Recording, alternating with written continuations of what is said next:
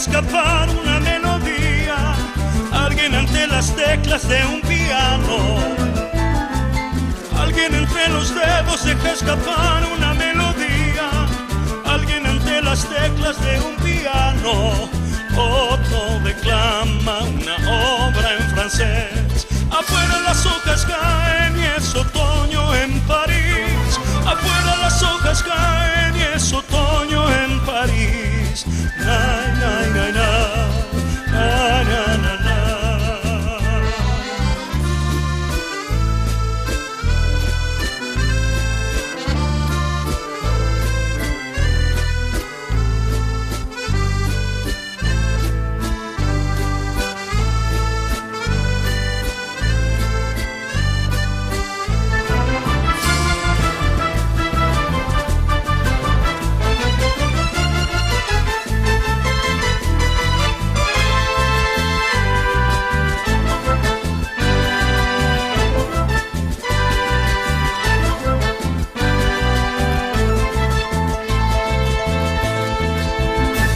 Son las 5 de la tarde y no se escucha aún las campanas de la antigua catedral.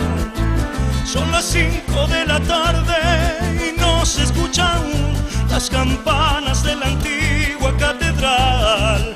Ni palomas vuelan, ni la lluvia escampa, ni el frío avanza en este otoño gris. Afuera las hojas caen y es otoño en París. Afuera las hojas caen y es otoño en París. Ni palomas vuelan, ni la lluvia escampa,